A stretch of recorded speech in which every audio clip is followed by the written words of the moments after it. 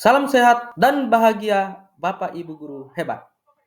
Saya Thomas Daud SPD, salah satu peserta guru penggerak angkatan 10, yaitu calon guru penggerak angkatan 10 dari UPTD SMA Negeri 1 Tabulahan, Kabupaten Mamasa, Provinsi Sulawesi Barat.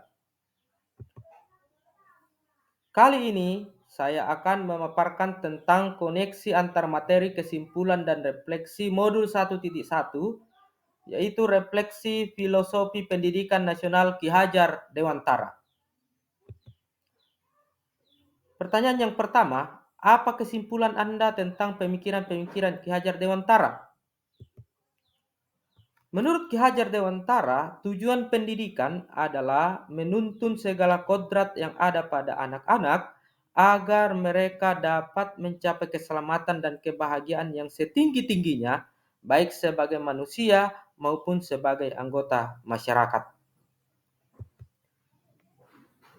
Kita telah ketahui bersama bahwa pendidikan itu hanya suatu tuntunan di dalam hidup tumbuhnya anak-anak kita. Artinya bahwa hidup tumbuhnya anak itu terletak di luar kecakapan atau kehendak kita kaum pendidik. Anak-anak itu sebagai makhluk manusia dan benda hidup, sehingga mereka hidup dan tumbuh menurut kodratnya sendiri. Tuntunan dalam pendidikan dianalogikan seorang petani yang menanam padi. Petani hanya dapat menuntun tumbuhnya padi dengan cara memperbaiki kondisi tanah, memelihara tanaman padi, memberi pupuk dan air, membasmi ulat-ulat atau jamur-jamur yang mengganggu hidup tanaman padi, dan lain sebagainya. Meskipun pertumbuhan tanaman padi dapat diperbaiki, tetapi ia tidak dapat mengganti kodrat idaratnya padi. Petani tidak dapat mengubah bibit padi untuk tumbuh sebagai jagung. Demikian pula perlakuan terhadap murid. Setiap murid memiliki kekuatan yang ada dalam hidup batin dan hidup lahir dari anak-anak itu karena kekuasaan kodrat.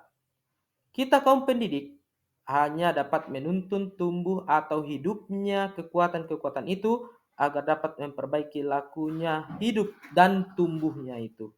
Kita juga telah mengetahui bersama bahwa padi yang dipelihara dengan baik oleh petani akan memberikan hasil yang optimal. Tetapi jika tidak dipelihara dengan baik, maka akan memberikan hasil yang tidak optimal, bahkan gagal panen.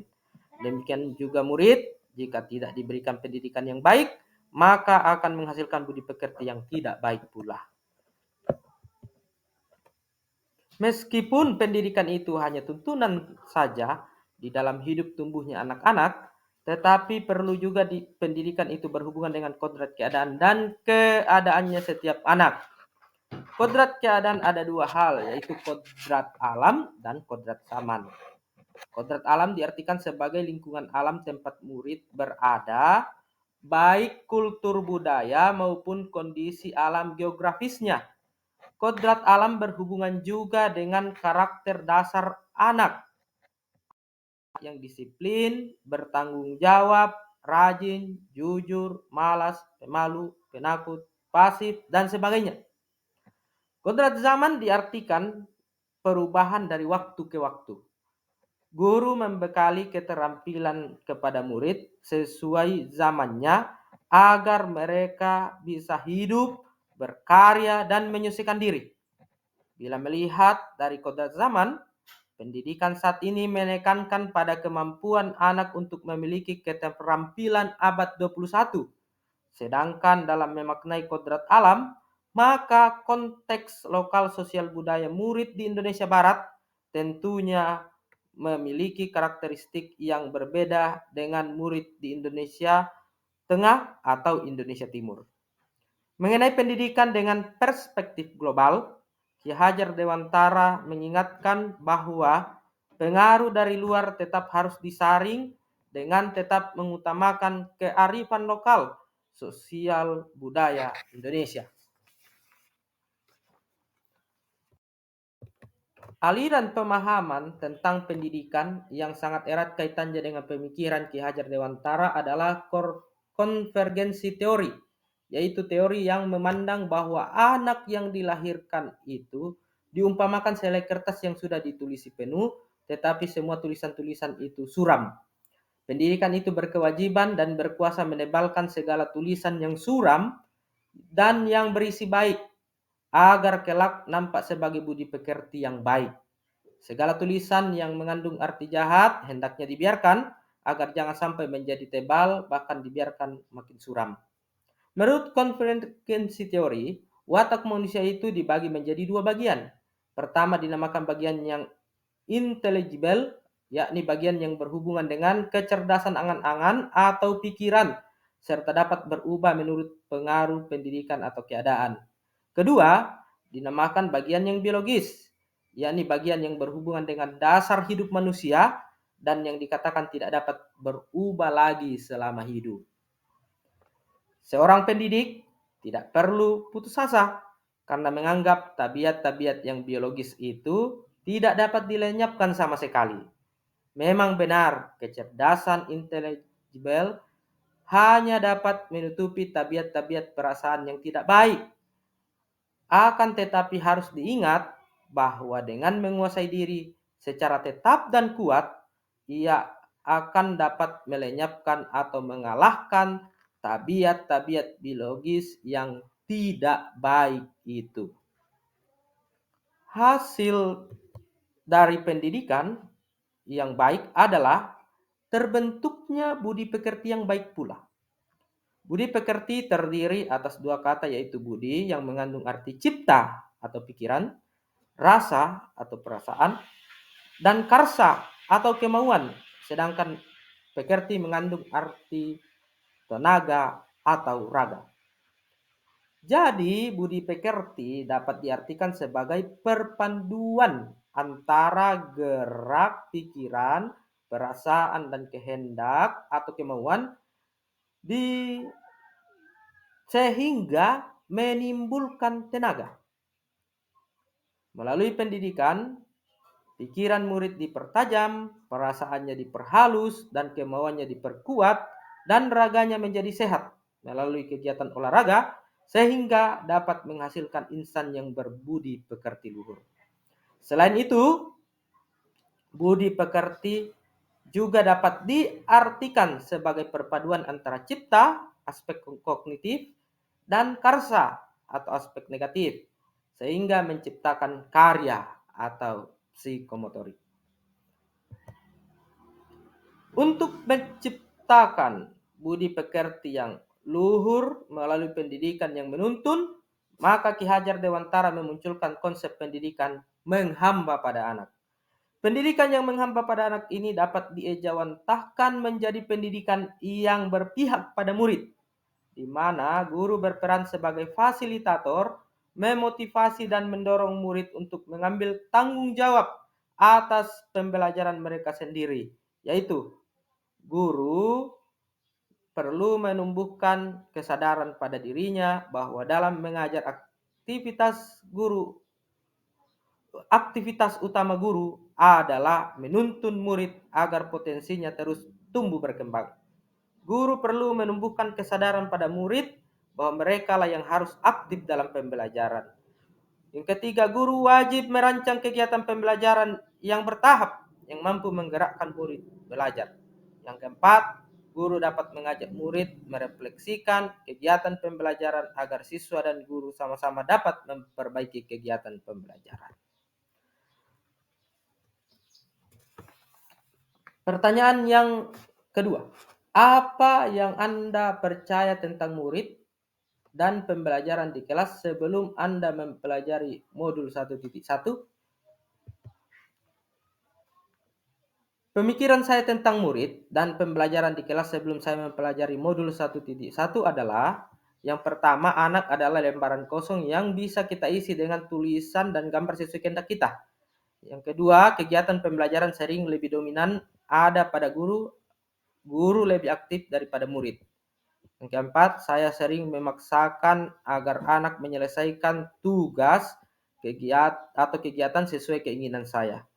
Yang keempat, kegiatan pembelajaran selalu di dalam kelas. Apa yang berubah dari pemikiran atau perilaku Anda setelah mempelajari modul ini?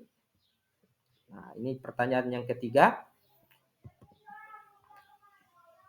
Pemikiran atau perilaku saya yang berubah adalah yang pertama, anak bukanlah lembaran kosong yang bisa kita isi dengan tulisan atau gambar sesuai kehendak kita. Sejak lahir, anak sudah memiliki kodratnya masing-masing yang merupakan watak biologisnya. Guru hanya berkewajiban menuntun anak tersebut agar dapat menebalkan hal-hal baik dari watak biologisnya, sehingga hal-hal jahat yang dimiliki oleh anak semakin kabur.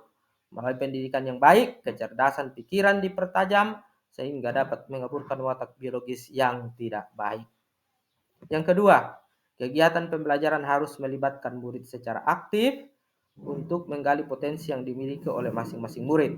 Oleh karena itu, seorang guru harus mampu mengidentifikasi potensi yang dimiliki oleh setiap murid sehingga dapat tumbuh kembangkan melalui pendidikan yang menuntun. Guru dapat merencanakan kegiatan pembelajaran yang bervariasi sesuai dengan gaya belajar dan kebutuhan murid. Yang ketiga, guru tidak memberikan instruksi kepada murid sesuai keinginannya sendiri, tetapi guru harus memberi kebebasan kepada peserta didik untuk menggali minat dan potensi yang dimilikinya sesuai dengan kegiatan pembelajaran yang diikuti.